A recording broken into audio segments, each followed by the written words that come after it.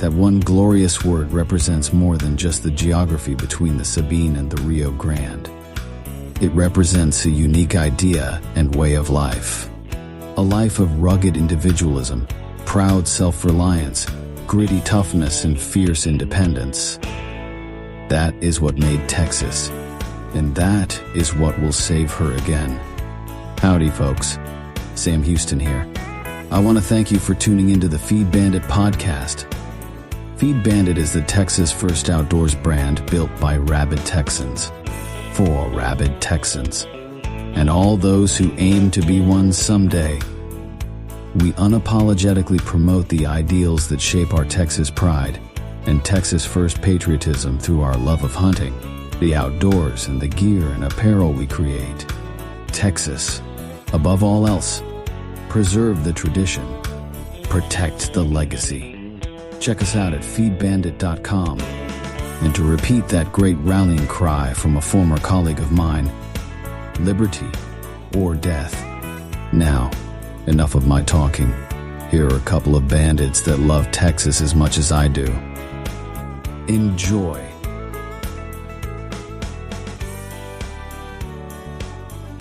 Howdy, friend. Welcome back to the Feed Bandit podcast. Jimmy back with you. And on this one, we're going to continue our series on Leave the Swamp. This is where we talk about issues not directly related to hunting, but that affect all of us as Texans nonetheless. And it helps us better understand why the need is there for us to preserve the tradition and protect the legacy of Texas. And further, why we should all be thinking Texas first ahead of anything else first. You know, that's the America First whole agenda has, I would argue, failed Texas, especially to this point, which is very unfortunate and very sad. And we as Texans, we have the future in our hands. You know, we have our fate, our destiny, everything is in our hands here in Texas.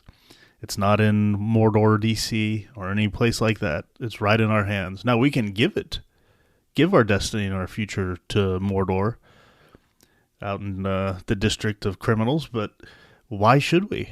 We have everything we need here, and we can control our own destiny. So what I'm going to do on this one is I'm going to conclude our review of the book called TEXIT by Daniel Miller. This is, I guess, episode 17 of our review of the book. We're going to bring this plane down for a landing and kind of wrap up everything the book has talked about here and talk about what could the future hold of a new Republic of Texas. And ironically, that is what the last chapter here is called, The Future Republic of Texas. And it starts with a quote, "Self-government is our right, a thing born in us at birth, a thing no more to be doled out to us or withheld from us by another people than the right to life itself." That's by Roger Casement. There is only one concrete issue in the Texas debate.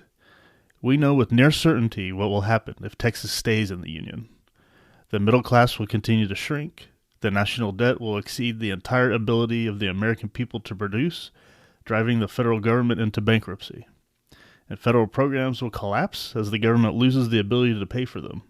Inflation will skyrocket as the government cranks up the printing presses to create more money out of thin air. The cultural divide will widen, and an increase of civil unrest is almost assured. Trade imbalances will drive manufacturers overseas. Federal regulations will continue to grow at a rapid pace, forcing small businesses to shutter their doors and discourage the creation of new businesses to replace them, thus eliminating the opportunity to move up the socioeconomic ladder. What we cannot do, however, is predict with 100% certainty what an independent Texas will look like. Nor should we follow Scotland's example and put forth a political manifesto as though it were destiny. There is one main reason why absolute certainty in this matter is problematic. This generation of Texans has never operated outside the context of the federal system. Therefore, until independence becomes a reality for the people of Texas, or, at a minimum, is evident, everything will be viewed through the lens of our skewed federal perspective. Operating outside the federal system opens up opportunities to address challenges and approach governance in ways that Texans never imagined. The great promise of TEXIT is that it puts all options on the table, especially those we never had before. One doesn't need to know the source of the light to know that it's bright. So it goes with predicting the future of an independent Republic of Texas. Often overlooked is the increased level of political engagement by the people that comes ahead of and behind votes for self-determination. Voter turnout rates in Texas are traditionally low. For example, in the 2016 general election, during Trump's first victory, Texas experienced an abnormally high turnout of 59.39%. However, 2 years previous, in a non-presidential election year, the turnout was 33.7%. Historically, independent referenda drive greater than an 85% voter turnout. For the first time leading up to the vote, people become politically engaged and well-informed on matters of public policy and governance. On the other side of the successful vote for TEXIT, you have an energized, knowledgeable people that are no longer distracted by the dog and pony show of federal politics. More voices and more ideas will be injected into the conversation on how best to govern an independent Texas. And now the big show will move from Washington to Austin, where the eyes of Texas will truly be upon those elected to serve the public trust. And as I've argued long on this podcast, that's where the battle should be fought, in Austin, not in Mordor, D.C. No longer able to hide in obscurity, their actions will be closely scrutinized. This greater scrutiny will bring greater accountability. With the inability to draw campaign funds from special interests outside of Texas, politicians will be forced to look towards home for support to their constituents. Those constituents, for the first time in their lives, will have the power of self-government. With the power of self-government and near limitless opportunity in our hands, we can try to predict what the possible future could look like based on what we currently know about the issues Texans feel strongest about and the attitudes they have towards those issues. In this, Texans are not bashful and have given strong indicators as to the direction they would like to see taken in public policy. There is an abundance of polling data about the attitudes of Texans on what have been considered federal issues that is particularly useful. The University of Texas, in conjunction with the Texas Tribune, regularly polls Texans on public policy issues. We can also look at legislation, both proposed and passed, as well as the platforms of candidates that were supported by Texans and in what proportions they were supported. There are some issues common to all independent nations that are all handled in virtually the same way. A good example of this is the issue of the military and national defense. All independent nations have a military. While the size, composition, and budget may differ, they are all essentially variations on a theme. International travel, banking, and air traffic control are other examples. In addition, there are issues where there are precedents that give a strong indication as to what will happen. For example, an unusually common question is whether Texas professional sports teams will still play in their respective leagues. Major League Baseball already allows non-U.S. teams with the Toronto Blue Jays and the National Hockey League, as the National Hockey League does with teams in both Canada and the United States. And the NFL has recently discussed expanding into Mexico and the UK. Ultimately, that will be their decision. However, if you follow the money, it becomes a safe bet that Texas teams will still be playing in their respective leagues post-TEXIT. Yeah, imagine the Cowboys not being allowed to play outside of, or in the NFL. To quote the conservative firebrand and TEXIT advocate, Claver Camus Imani, after TEXIT, we're going to be rich. And he's not exaggerating. Texas already collectively possesses a fair amount of wealth as one of the largest economies in the world. However, TEXIT promises to bring that wealth to every citizen of Texas. In exploring the negative effects of excessive federal regulations on Texans, the cited study shows how it has shrunk the paychecks of Texans by 75%. Flip the script and look at it from the standpoint of a Texas no longer subjected to those excessive federal regulations. And over time, the average Texans could see a 400% increase in take-home pay. And this kind of goes back to one of the Leave the Swamp episodes I talked about before, where I was talking about how Texas made a great step towards creating a sound currency by creating its gold reserve. Well, with us continuing to use the U.S. dollar and being subject to the Federal Reserve and the government's massive inflation, printing money to pay for the massive government debt on the federal level, that also destroys the value of the dollars that Texans are taking home in their paycheck. So we're actually poorer now on a dollar for dollar parity, like payment power parity, than we were, 50 years ago, before the dollar was completely severed from any kind of honest backing, such as gold. It's really sad. And now you throw in all the federal regulations on top, and it's breaking our back. It's dragging Texas down into the abyss. Not to mention, all the debt that has to be raised by the federal government to pay for everything. I mean, we're drowning under that. And I hope you can see that now. And I know you see it probably on a daily basis. And just imagine not having the IRS all up in your business. I mean, that alone is worth TEXITing, if you ask me. Let's see. The retention of this type of wealth by Texans translates into an explosion of new business startups and corporate expansions, reducing unemployment to near zero. Texas can experience double-digit economic growth as the lack of an income tax turns Texas into an international haven for wealth and foreign investment. All of this economic activity results in an increase in government revenue, leading to better schools, improved infrastructure, and additional tax breaks. I don't know that I would directly correlate increasing government revenue to an increase of better public schools. But, we got work to do there. That's the beauty of TEXIT. Everybody from any political perspective, political ideology, should support TEXIT. Anyone like that who lives here, because then you have fewer people to convince, fewer people in Austin to convince, versus 10 times as many people across this country, all with the power centered in Mordor, D.C. The best data available shows a correlation between increased consumer spending and an increase of household income at a near 1-to-1 ratio. With these kind of numbers, Texas could eliminate the property tax, which would be the greatest thing that ever happened to the state, by the way.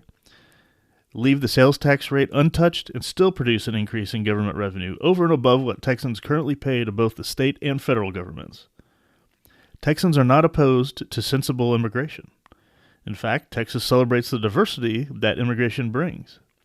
What Texans do want, however, is for those who immigrate to do so properly and in a manner consistent with the needs of Texas.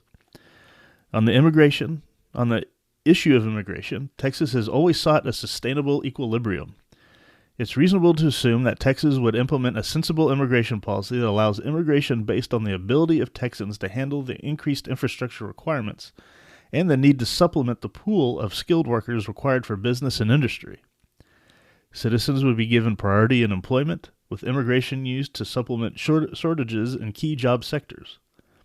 Concretely addressing the immigration and security concerns of Texans leads to greater confidence in our institutions, frees up public sector expenditure, and leads to better relations with our neighbors to the south. Texas has always shown a belief in strong national defense, with a focus on threats to the safety and security of Texans at home. An independent Texas has little in the way of conventional national security concerns. The threat of a combined land, air, and sea invasion is next to non-existent, unless it comes from Mordor, D.C., like it did from Mordor back in 1861, at the helm, or with the war criminal Abraham Lincoln at the helm. But threats do exist. There is the threat of the cartels and violence spilling over our border with Mexico, as well as the threat of international terrorists using the same border to execute attacks on civilian targets within Texas.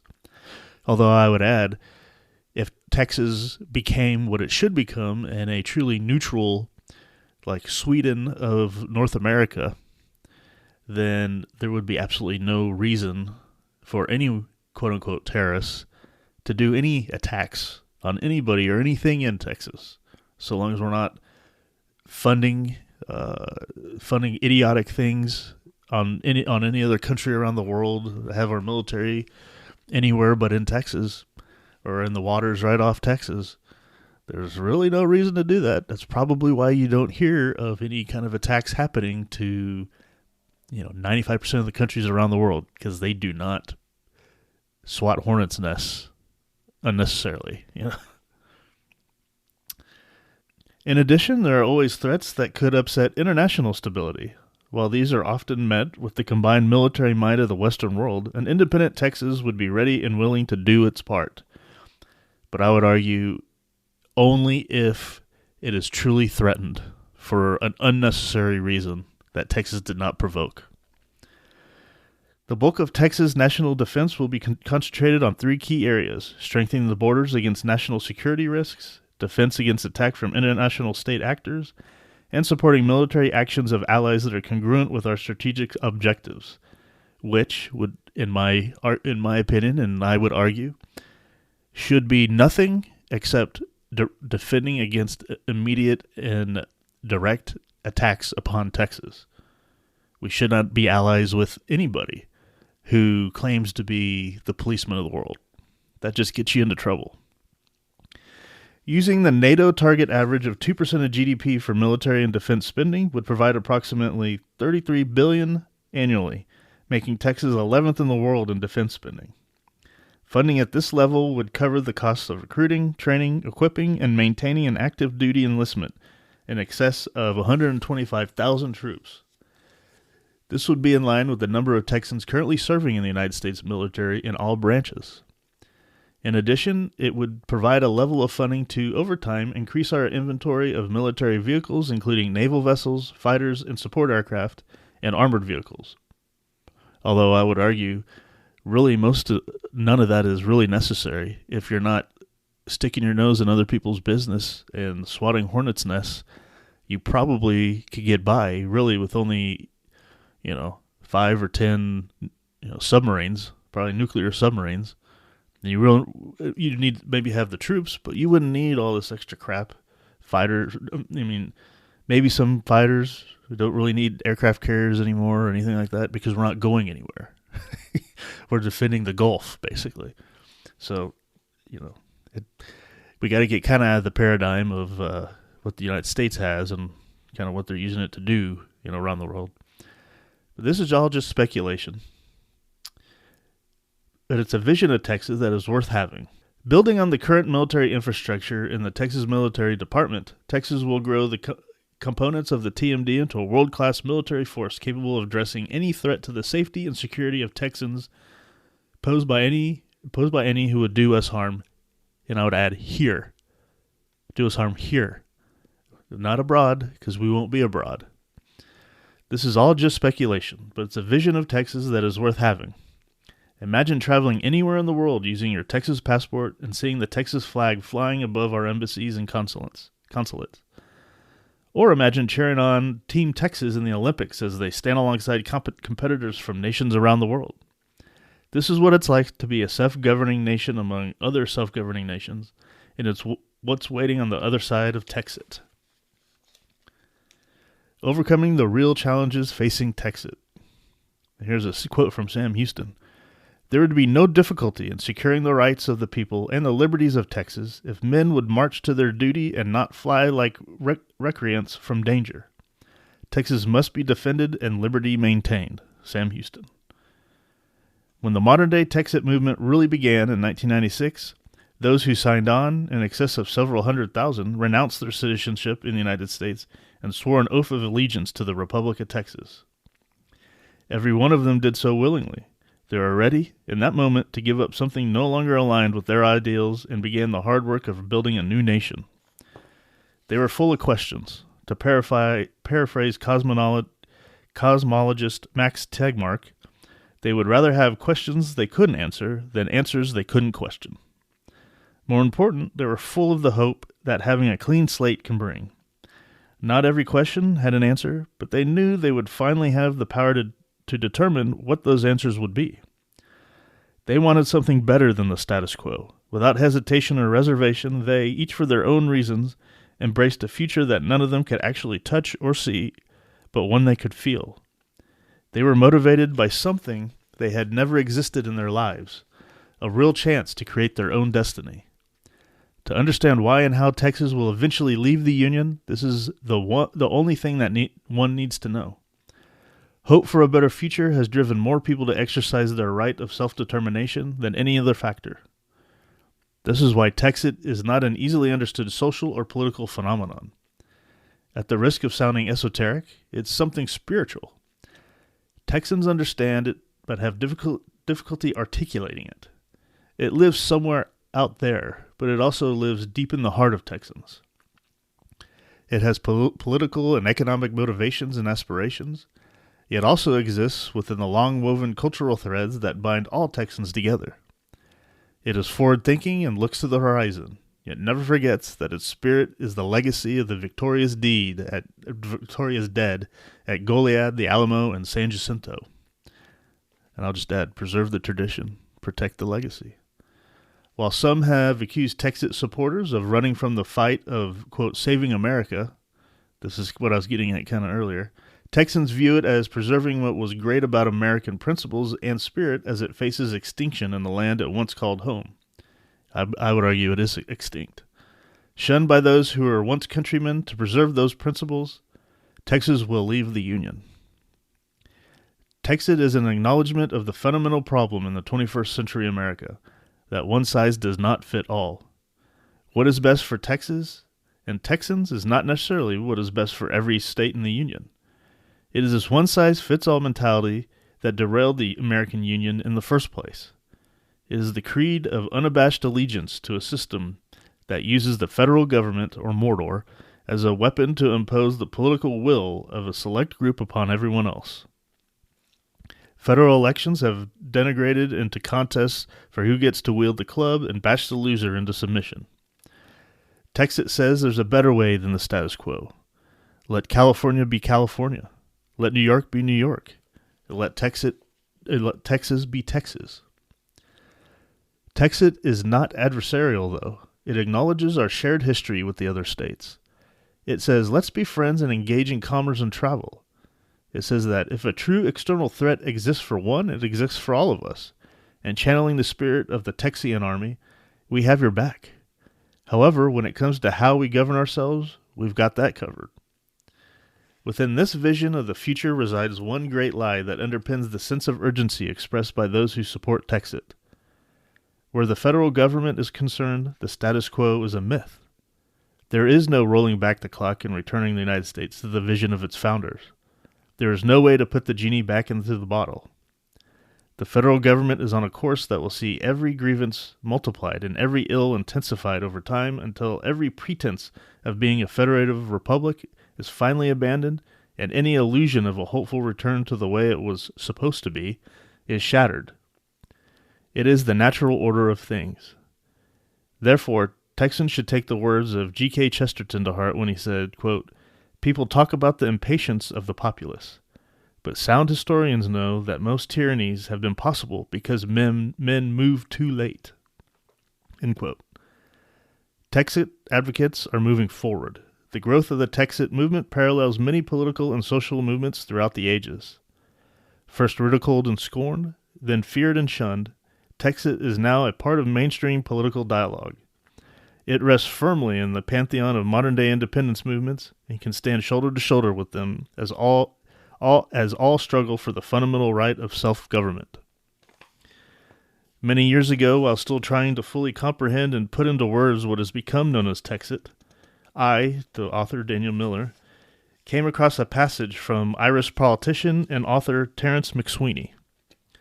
Although written about the Irish and their drive for independence, I believe the spirit of it applies to Texans, and their desire for independence. It explains that independence really isn't about the technical minutiae, monetary and trade policy, or any number of issues that often hog the debate. Rather, it comes from a place much deeper and much harder to quantify, and it's from a place that the destiny of Texas will be written. It goes, quote, "Let us grow big with our cause. Shall we honor the flag we bear by a mean, apologetic front? No! Wherever it is down, lift it. Wherever it is challenged, wave it. Wherever it is high, salute it. Wherever it is victorious, glorify and exalt in it.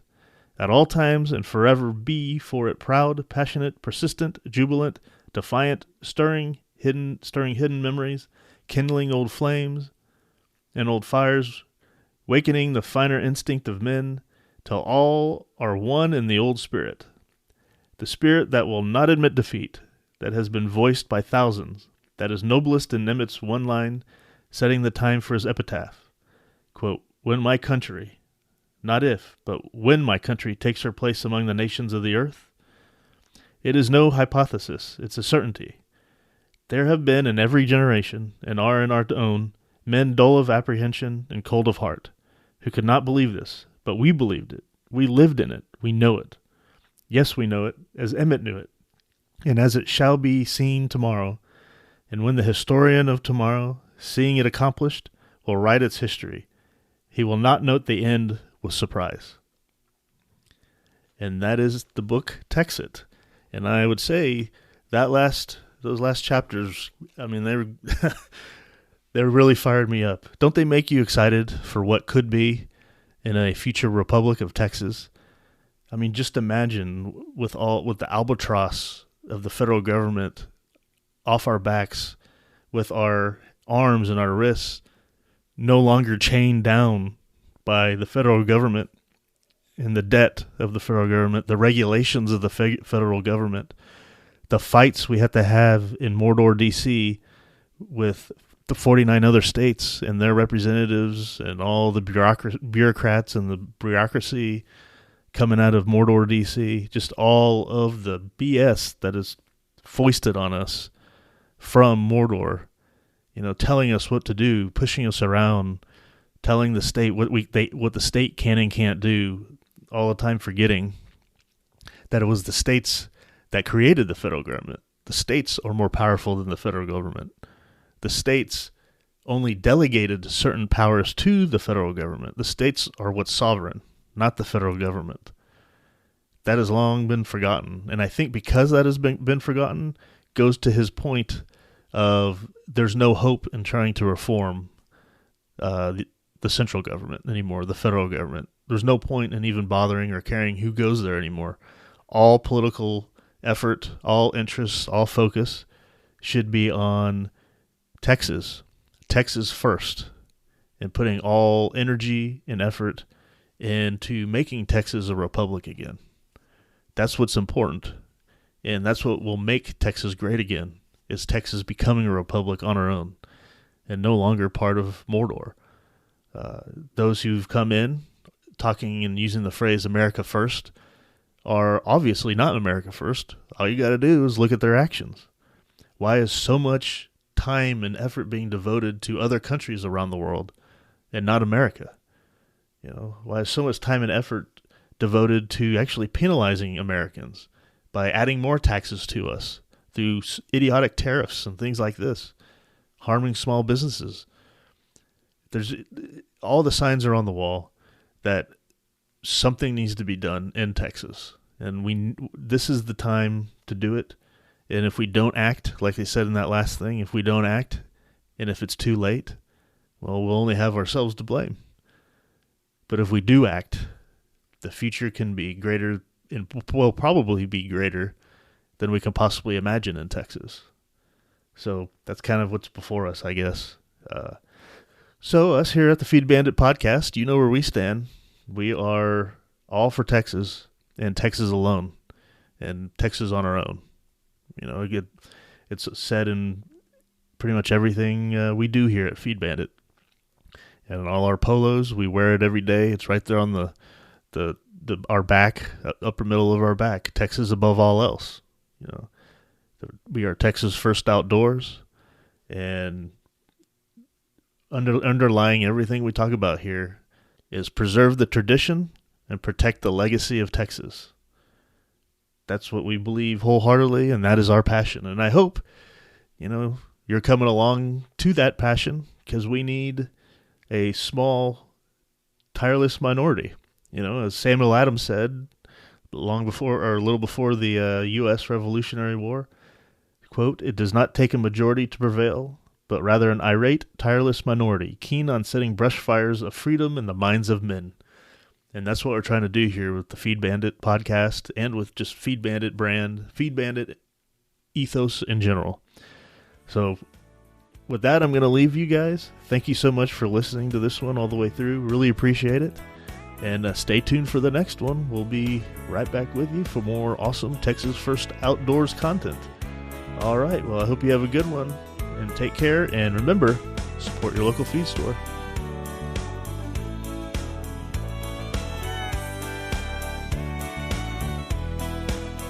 Well, I hope the Bandits gave you an interesting episode that either entertained or educated you. Or better yet, both. Hell, I told them this podcasting thing looks harder to do than defeating Santa Ana. So if you would, please help them out by sharing it with all your like-minded friends to help the Bandits get the word out. And don't forget to check us out at feedbandit.com and grab some gear and apparel to support the cause of Texas. Remember, Texas, above all else, preserve the tradition, protect the legacy. Finally, as I said some time ago on the eve of the great battle, and I vigorously repeat here again, be men, be free men, that your children may bless their father's name. Well, fellow bandit, until next time.